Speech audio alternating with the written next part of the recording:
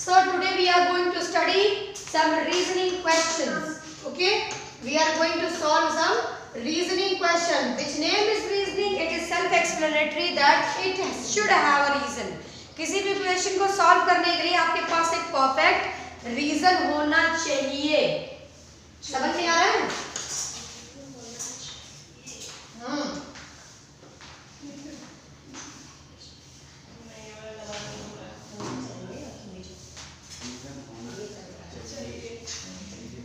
So, because of this, we are going to solve this. Okay.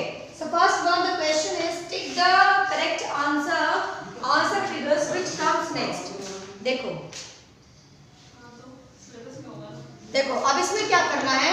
इसमें आपको एक series दी हुई है, ठीक है. इस सीरीज में पहले आपने देखा होगा, इसमें एक साइड दी हुई है, दूसरी साइड दी हुई है. दूसरे में देखो एक साइड दी हुई है, दूसरी साइड दी हुई है, तीसरी दी हुई है, फिर चौथी दी हुई है, लेकिन चौथी पूरी नहीं जुड़ी है, ठीक है. फिर उसके बाद देखो फिर एक साइड दी हुई है, दूसरी साइड दी हुई है, तीसरी साइड दी हुई है, चौथी भी दी हुई है, 5 भी दी हुई है और 6 भी दी हुई है, लेकिन आधी नहीं जुड़ी है. तो इसमें कितनी साइड्स थी? 2.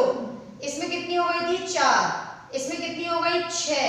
इसमें ऑब्वियसली 8 होनी चाहिए. चलो देखते हैं. 1 2 3 4 5 6 7 और 8 बिल्कुल करेक्ट है. तो अब कितनी होगी? 10. नेक्स्ट 1 2 3 4 5 6 7 8 9 10 ये करेक्ट आंसर, ठीक है. आगे चलते हैं. 2.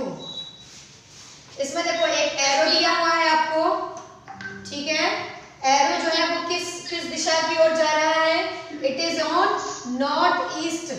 ये नॉर्थ ईस्ट पे जा रहा है. फिर ये भी नॉर्थ ईस्ट है. नॉर्थ ईस्ट, ठीक. अब क्या करना है हमने, देखो इसमें यहाँ पे जो आपका पॉइंट है वो कितना है? ब्लैक जो है वो ऊपर दिया हुआ है. Then it became 2, then 3, then 4. Obviously this time it will be 5. और वो किधर से स्टार्ट होना चाहिए? हमेशा ऊपर से स्टार्ट होना चाहिए. ये वाला ऊपर से स्टार्ट हो रहा है, तो यही आपका करेक्ट आंसर होगा. No excuse me madam. हाँ बच्चा बोलो.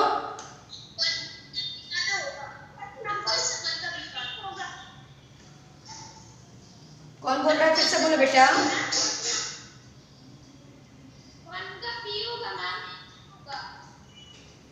1 का C होगा.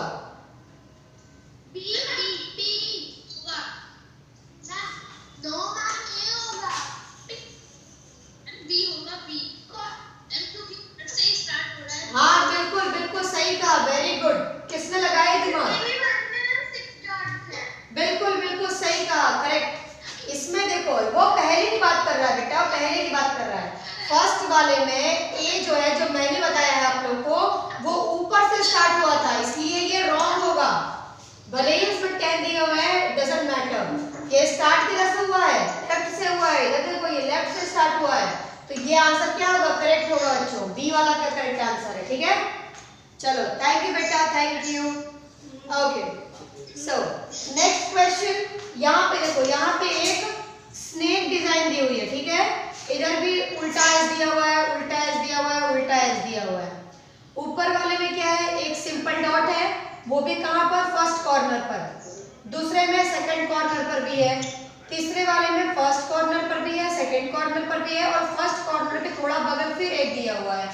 उसके बाद चौथे में फिर दोनों कॉर्नर के साथ साथ एक अंदर के कॉर्नर पे भी दे दिया है, ठीक है. तो इस बार कहाँ होना चाहिए? इस बार ऊपर में ही लेफ्ट में होना चाहिए. पहले तो देखो इसमें डिजाइन ही रॉन्ग है. कौन सी डिजाइन रॉन्ग है? ये वाली डिजाइन रॉन्ग है, ठीक. ये डिजाइन भी रॉन्ग हो गई. डिजाइन ये दोनों सही है. अब इन दोनों में 1 2, इसमें कितने थे? 1 2, इसमें 3, इसमें 4, इसमें 5 होने चाहिए. 5 गिनेंगे. 1 2 3 4 5 6. इसमें कितने? 1 2 3 4 5.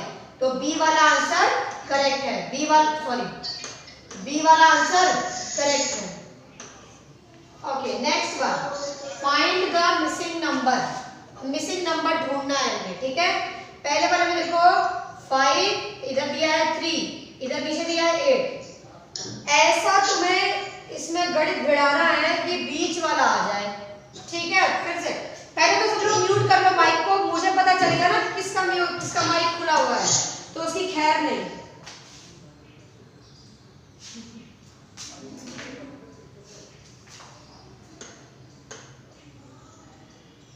हाँ चलो, हाँ तो हम क्या बता रहे थे कि इस ट्राइंगल में देखो आप, यहाँ पे 5 दिया है, इधर 3 दिया है और इधर 8 दिया है, ठीक है। अब इसको हम लोग पहले मल्टीप्लाई करेंगे और मल्टीप्लाई करने के बाद माइनस करने की कोशिश करेंगे, ठीक है। 5 3 जा 15, 15 में 8 माइनस करते हैं तो क्या आ जाता है 7। 15 में 8 माइनस किया, सॉरी यहाँ पे लिखा नहीं रहा बच्चों, 15 में से 8 माइनस किया तो कितना आया 7। यही टेक्निक सही है कि नहीं, इसको हम दूसरे वाले में चेक करेंगे, ठीक है। 8 4 जा 32 और 10 दिया है, 10 को माइनस करना है, कितना आया 22। हमारी टेक्निक सही है, वेरीफाई हो गया। चलो अगला क्या है हमारा टारगेट, 30 में 3 से 10 का मल्टीप्लाई करेंगे, कितना आएगा 30। 20 को माइनस करना है हमने, ठीक है। आंसर क्या आएगा 10। So the answer is 10। हाँ अब सब लोग अपना मुंह बंद कर लो, जब मैं कहूंगी मुंह खोल लो तो खोल लेना, ठीक है। Now please silent. There is some relationship between the first two figures and the same relationship exists between the next two figures. Find out the missing figure from the answer figure. अब ये आप लोगों को मैं एक example के साथ बताती हूँ। जैसे मानो कि अगर आपको दिया हुआ है प्रॉब्लम फिगर के, अब फिगर मत देखो, तुम लोग एक नॉर्मल फिनोमेना देख रहे हो, जो मैं बताने जा रही हूँ उसको सुनो। मैंने मानो दिया है कि ग्रैंडफादर एंड ग्रैंडमदर, उन दोनों में किसका रिलेशन होता है, हस्बैंड वाइफ का रिलेशन होता है। ऐसे ही फादर और मदर के बीच में किसका रिलेशन होता है, मतलब हस्बैंड वाइफ का होता है, ठीक है। अगर आपको ग्रैंडफादर और ग्रैंडमदर दिया हो तो हस्बैंड के साथ क्या लगाओगे, सॉरी फादर के साथ क्या लगाओगे, मदर लगाओगे। बस उसी तरीके से इसमें भी करना है। पहले वाले में देखो ये दोनों में क्या रिलेशन है, आप ध्यान से देखोगे तो ये दोनों एक दूसरे के मिरर इमेज है, तो ऑब्वियसली ये भी क्या होगा, इसकी भी क्या होगी, ये मिरर इमेज होनी चाहिए। और मिरर इमेज के बारे में मैंने तुम लोगों को पहले भी बताया है कि मिरर इमेज क्या होती है, जो लेफ्ट होता है वो राइट हो जाता है और जो राइट होता है वो लेफ्ट हो जाता है। वाटर इमेज क्या होती है, ऊपर वाला नीचे हो जाता है और नीचे वाला ऊपर हो जाता है। फिर सुन लो, मिरर इमेज में लेफ्ट वाला राइट चला जाता है और राइट वाला लेफ्ट चला जाता है, लेकिन वाटर इमेज में ऊपर वाला नीचे चला जाता है और नीचे वाला ऊपर चला जाता है, ठीक है। अब इसमें क्या है, ये मिरर इमेज है, तो ये देखो जो लेफ्ट है वो राइट रहेगा, इसका मतलब इसका इमेज कैसी बनेगी, कुछ ऐसी बनेगी। अब देखो ऐसा वाला कौन सा मैच कर रहा है, बी ये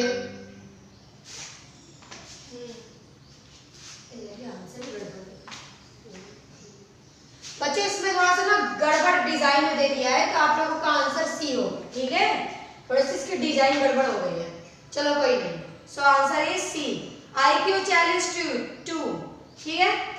नेक्स्ट है आपका प्रॉब्लम फिगर। प्रॉब्लम फिगर को ध्यान से देखेंगे, इसमें एक ट्राइंगल के अंदर एक और ट्राइंगल है, दूसरे वाले में रेक्टेंगल दिया है, रेक्टेंगल के अंदर एक ट्राइंगल है, then there is a pentagon, pentagon के अंदर एक और पेंटागन है। अब आपसे पूछ रहा है कि नेक्स्ट आपका डिजाइन नेक्स्ट फिगर कौन सा होना चाहिए। So the first figure is made of 3 edges, 3 sides you can say, 1 2 3, okay. Then you can see that 4. B1 is the correct. Yes, correct. So obviously it is 3, it is of 4, it is of 5, so obviously it will come 6 sides made. तो यहाँ पे 6 sides वाला कोई figure आएगा, तो 6 side वाला कौन होता है, हेक्सागन होता है, और हेक्सागन के अंदर एक और हेक्सागन दिया हुआ। Class silent, I said you ना, म्यूट योरसेल्फ। जब बोलने के लिए बोलूंगी then you can open your mouth and open your speaker also. So next is problem figure. इसमें क्या है, एक रेक्टेंगल है, दूसरे में भी रेक्टेंगल है, लेकिन तीसरे में थोड़ा सा गड़बड़ रेक्टेंगल दिया हुआ है, नहीं है तो वो भी आपका यही है, क्वाड्रिलेटरल ही है, लेकिन वो थोड़ा क्वाड्रिलेटरल थोड़ा सा डिफरेंट डिजाइन का है। आप लोगों ने डिफरेंट टाइप्स ऑफ क्वाड्रिलेटरल पढ़ा होगा, ठीक है। अब देखो नेक्स्ट आपका इसमें क्या है, इसमें आपका एक बीच में सर्कल दिया हुआ है, दूसरे में भी सर्कल दिया हुआ है, लेकिन बीच में एक बिंदु लगा, तीसरे वाले में आपकी डिजाइन क्या हो गई है, चेंज हो गई है और उसमें सर्कल दिया हुआ है, तो ऑब्वियसली इस बार क्या होगा, ऐसी ही डिजाइन का होगा, उसमें सर्कल होगा, उसमें एक पॉइंट बना होना चाहिए। ऐसा कोई दिख रहा है क्या? Ma'am D1। बिल्कुल सही। So the answer is D. Find the odd one out. Odd को हमें बाहर निकालना। ऑड मतलब जो सबसे मेल नहीं खाता। जैसे मान लो कि अगर कोई बच्चा यूनिफॉर्म पहन करना है तो वो क्या हो जाएगा, वो ऑड वन हो जाएगा, ठीक है। Just like that we have to find out that which is the odd one. इसमें 3 वाले में पहला फिगर देखो, class silent. First figure is of circle, then the second figure is a line, I think it is a slant line, and next one that is a black slash, and next that is a simple line, simple 180 degree. So which one is the correct? I think it should be A. Am I right, class? Why? Because all are the straight lines and this has curving lines. This doesn't have any lines. Okay. Next, the fourth one, it is also having the odd one. Okay, so the first one is there is a figure of a man. Man समझ रहे हो ना, इसको generally हम figure को man ही बोलते हैं mathematics में। आप लोगों ने पढ़ा होगा कि इसको किसी आदमी को रिप्रेजेंट करना होता है तो ये डिजाइन बनाई जाती है। तो it is a man figure, then you can see that क्या है, ये एक हेक्सागन है। हेक्सागन में बीच में 2 लाइनें बनी हुई हैं। फिर आप देख सकते हो कि यहाँ पर एक आपका क्यूब दिया हुआ है और चौथा बच्चों फोर्थ वाला क्या है, अपने बुक में देख के बताओ मुझे, थोड़ा सा इसमें कलर साफ नहीं है तो बता सकते। अच्छा ट्राइंगल है, ठीक है, रुको मैं बना के दिखा देती हूँ। ट्राइंगल है, हाँ। अब बताओ इसमें से ऑड कौन सा है? जहां तक मेरा अंदाजा है ये वाला ऑड होना चाहिए।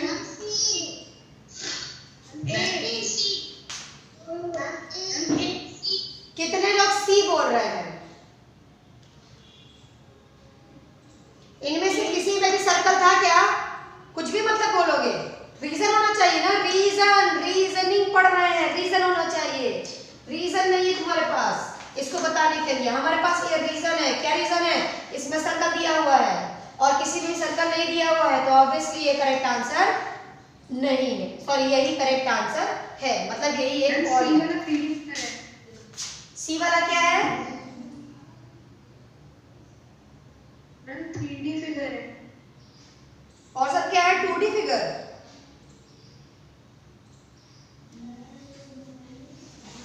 आपकी बुक में आंसर क्या दिया है?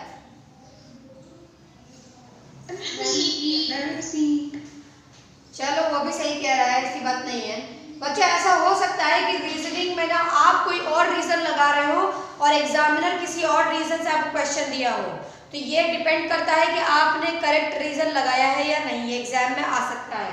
तो इसलिए दोनों ही आंसर सही है। अगर लोग ए लगा देते हैं तो भी करेक्ट है और सी लगा देंगे तो भी वैसा आंसर का नंबर दे दूंगी, लेकिन अगर करेक्ट रीजन नहीं होगा तो नंबर 0 हो जाएगा। ठीक है, तो आप लोग सी ही लगा लीजिए, आप लोग आंसर सी ही लगा लीजिए क्योंकि ये 3 डायमेंशनल है।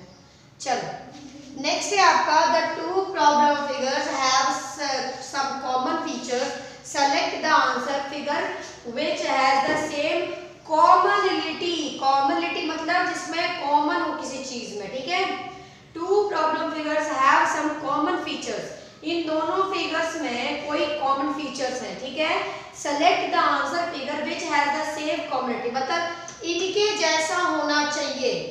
ठीक है, और वही चीज सेम होनी चाहिए जो इन दोनों में सेम है। ऐसा नहीं कि कुछ भी सेम हो जाएगा, जो इन दोनों में सेम है वही उसमें भी सेम होना चाहिए।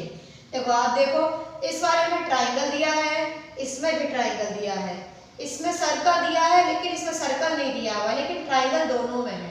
ठीक है, और पॉइंट दोनों में है, इसका मतलब ट्राइंगल और पॉइंट दोनों में है। ठीक है,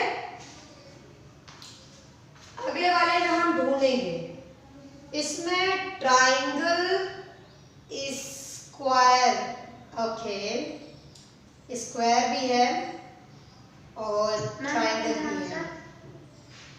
कौन बताएगा आंसर? बी। सी। सी वाला आंसर कैसे हो सकता है बेटा? सी वाले में तो ये जो है ये बाहर निकला हुआ है, ये तो हो ही नहीं सकता। बी वाला होगा। क्यों? क्यों?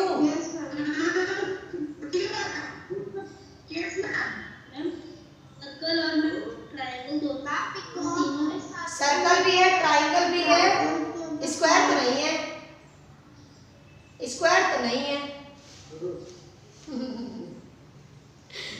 देखो मैं बता रही हूँ, ध्यान सुनो, बी वाला आंसर क्यों है?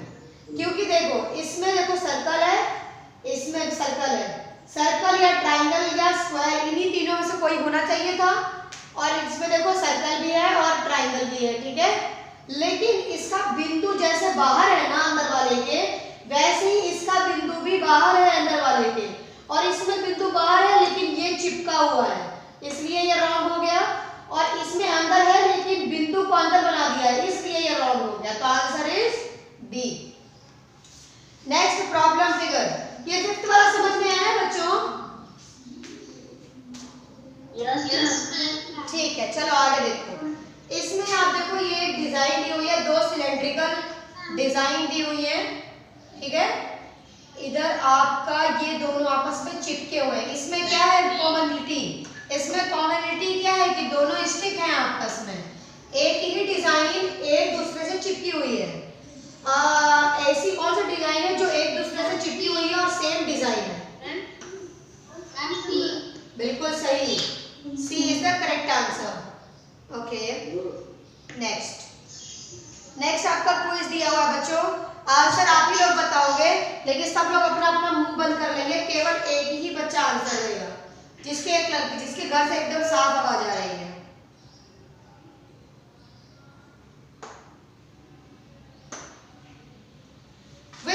Which of the following languages is written from right to left instead from left to right? बच्चों एक मिनट, सब लोग साइलेंट हो जाओ। जो मुझे नहीं आएगा वो तुम लोग बताना, ठीक है? जो मुझे आएगा वो मैं डायरेक्टली बता रही हूँ, ठीक है? और एक साथ नहीं बोलोगे, कोई एक बच्चा बोलो और बताकर आंसर अपना माइक म्यूट कर लो, ठीक है? आंसर दो, म्यूट करो, माइक कर दो, ठीक है? आगे बोलो, कौन सा होगा? Very good, Arabic is the correct answer. बच्चों ग्रीक भी जो होती है वो लेफ्ट से राइट लिखी जाती है, ठीक है? इंग्लिश भी लेफ्ट से राइट लिखी जाती है, लेकिन अरेबिक राइट से लेफ्ट लिखी जाती है, ठीक है? What is the full form of cat? In CAT scan, cat scan, ठीक है? CT स्कैन बोलते हैं ना बच्चों। तो क्या होता है ये? Computer and technology ability test और कंप्यूटराइज्ड एक्सियल टोमोग्राफी, ये होगा इसका करेक्ट आंसर। पूरी क्लास क्यों बता रही है? पूरी क्लास क्यों आंसर बता रही है?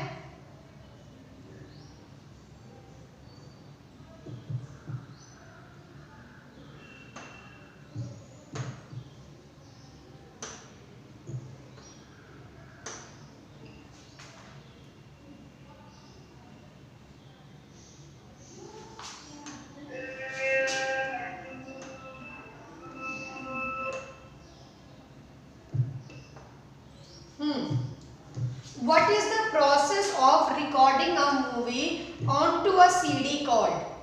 इसे क्या बोलते हैं? उस प्रोसेस को क्या बोला जाता है जिसमें हम CD में किसी मूवी को अपलोड करते हैं? बर्निंग, फोटोकॉपी कि बर्निंग?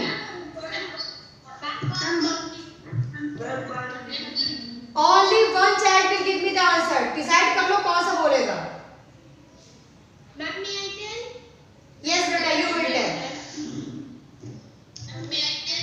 No, जिसको एक बार बोल दिया वही बोलेगा।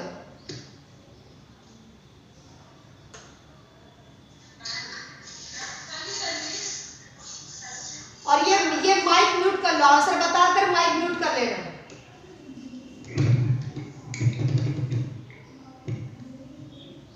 Satellites remain in orbit and are prevented from spinning away into space due to which of the following. कह रहा है कि सैटेलाइट जो होती हैं वो अपने एक फिक्स ऑर्बिट में होती हैं। ऑर्बिट जानते हो क्या होता है?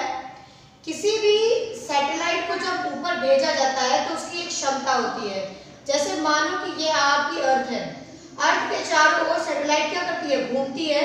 तो जब हम उसको यहाँ से अपने कंट्री से, मतलब जहाँ से भी उसको जब हम लोग यहाँ से टेक ऑफ करती है वो, तो वहाँ जाकर सेट हो जाती है। उसका एक एरेना होता है, फिक्स हो जाता है, और वो वहीं पर रहकर पृथ्वी के चारों ओर का चक्कर लगाती रहती है। ठीक है, तो जो वो करती है तो बहुत ज़्यादा उसकी स्पीड ना हो, इसके लिए उसको उसके साथ कुछ किया जाता है। तो ठीक है, अब इसको बचाने के लिए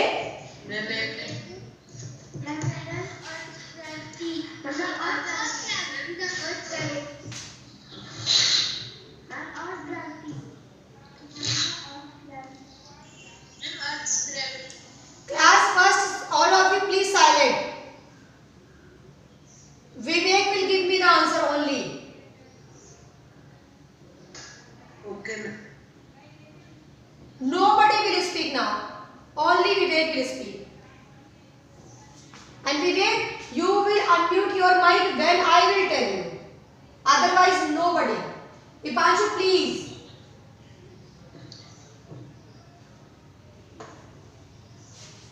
हाँ, तो पहले सुन तो लो तुम लोग। आंसर बताने की कितनी जल्दी है तुम लोगों को, पता नहीं क्या प्रॉब्लम है। सुन तो लो, क्या होता है ऑर्बिट, क्या होता है सैटेलाइट, कुछ नहीं जानना है, बस आंसर बताना है। पता नहीं किस तरीके का कंपटीशन है आप लोगों में। सुन तो लो। हाँ, तो मैंने क्या बताया, तो ये किसकी वजह से होती है? ये जो स्पिनिंग अवे वाली जो उसकी घटना होती है, ये किसकी वजह से होती है? अर्थ ग्रेविटी की वजह से। Am I right? Vivek, what is the answer? Okay. What is the full form of email? Emergency mail, electronic mail, everyday mail. Electronic mail. This is the correct answer. What is a scanner? Scanner क्या होता है? It is a storage device, output device, input device. Input device.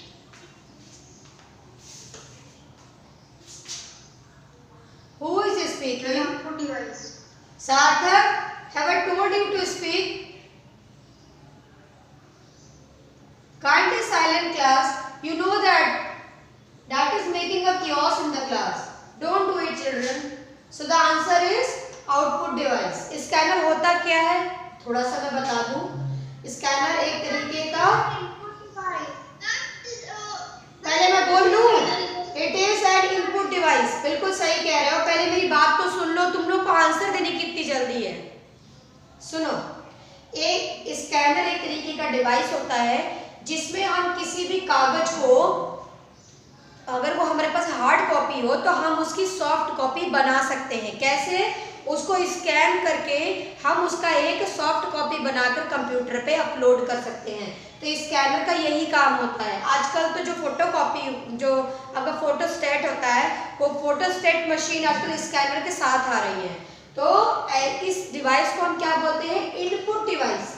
अभी मैंने बताया आपको, इससे हम किसी भी हार्ड कॉपी को सॉफ्ट कॉपी बना सकते हैं। ठीक है, तो हम क्या कर रहे हैं? एंटर कर रहे हैं, डाटा को क्या कर रहे हैं? एंटर कर रहे हैं। सीधी सी बात है, जब हम डाटा एंटर करते हैं तो किस डिवाइस से करते हैं? इनपुट डिवाइस से करते हैं। ठीक है, अगला है, why do you mean by the word hieroglyphs? Hieroglyphs का क्या मतलब होता है?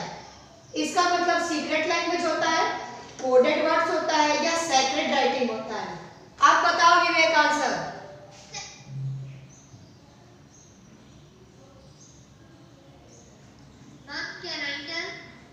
यस बेटा।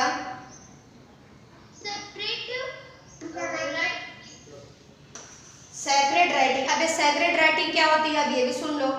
जैसे सेक्रेट का मतलब होता है होली, पवित्र, और पवित्र क्या चीज होती है? जैसे बच्चों मैं आप लोगों को बताऊं, जब जिस जमाने में प्रिंटिंग मशीन नहीं हुआ करती थी ना बच्चों, तो उस जमाने में लोग मैन्युस्क्रिप्ट लिखा करते थे। मैन्युस्क्रिप्ट मतलब होता है मनुलिपि, हस्तलिपि। मनुलिपि, हस्तलिपि क्या होती है? किसी चीज को अपनी हैंड राइटिंग से उतारना। तो पहले प्रिंटिंग मशीन तो हुआ नहीं करती थी, तो जो किताब के जो पन्ने होते थे वो खराब हो जाते थे, या वो टैबलेट्स खराब हो जाती थी जो मिट्टी की बनाई जाती थी जिन पर लिखा जाता था।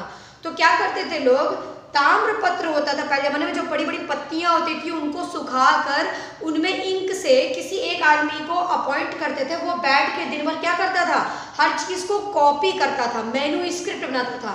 तो ऐसी जो वेद, पुराण, उपन्यास, ये बड़ी बड़ी चीजें थी, इनको जो कॉपी करके बनाए जाते थे उसको बोलते थे हेरोग्लिफ्स। क्या बोलते थे? हेरोग्लिफ्स। समझ में आया?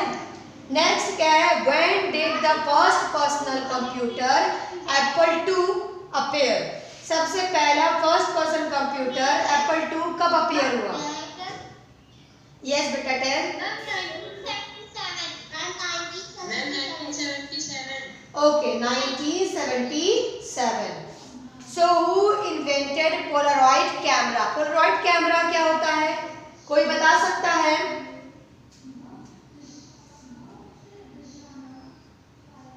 किसी को नहीं पता?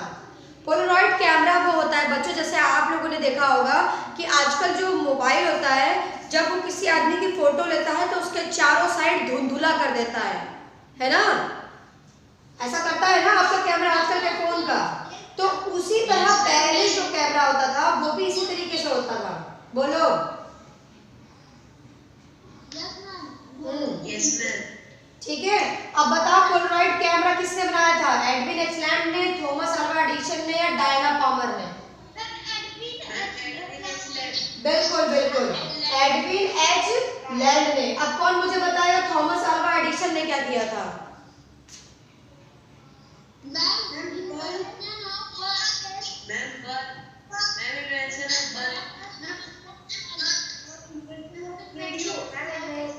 Yes, invention of bulb.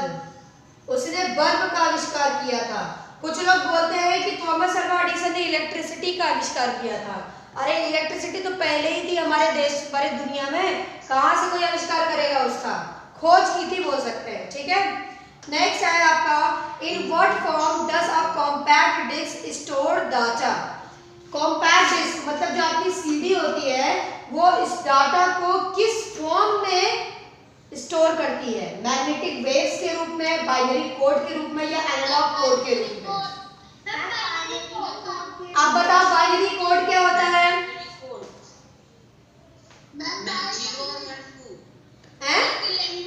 Zero and one, इसे हम बोलते हैं बाइनरी कोड। ठीक है, जीरो और वन से मिलकर जो भाषा बनी होती है उसे हम बाइनरी कोड बोलते हैं। So class chapter number, I think it is chapter number 27 has been completed, and this is chapter number 28. It is a kind of game बच्चों। इसमें गेम में क्या करना है, आपको यहाँ से स्टार्ट करना है, दो बच्चों को मिलकर ये गेम खेलना है, मतलब एज अ लूडो। एक को ब्लू लेना है, एक को रेड ले लेना है, और जो भी जिस जगह पर जाओगे वो चीज आप बोलोगे। ठीक है, इस तरीके से इस गेम को आप खेल सकते हो। ठीक है, it is just a knowledgeable game. Next chapter is about be a smart child. Smart child कैसे बनना है, इसमें कुछ सिचुएशंस दी हुई हैं। A few situations are given, which would you do in these situations? Take the correct option in which situation to be a smart child. You may tick both the statement in each group if needed. तो आपने क्या करना है, आपसे पूछ रहा है कि आपका काम क्या होना चाहिए, आपको क्या करना चाहिए, कैसे उस स्थिति में आपको क्या करना चाहिए।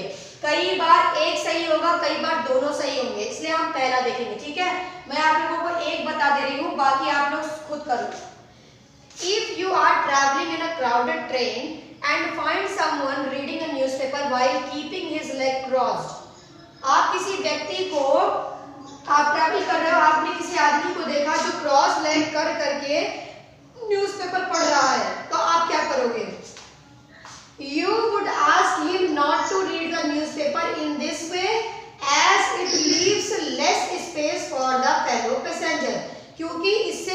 घेरी जाती है, ठीक है। क्लास म्यूट योरसेल्फ,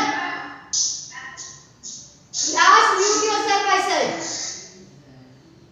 मैम कहीं से साउंड आ रही है, मैम आपकी आवाज सुनाई नहीं दे रही है।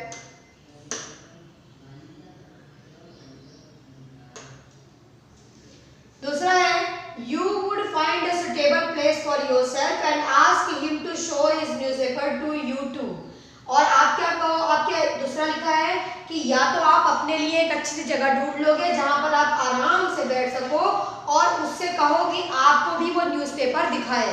तो इन दोनों में से मुझे पहला सही लग रहा है और दूसरा गलत लग रहा है, ठीक है। एक और मैं आप लोगों को बता दे रही हूँ।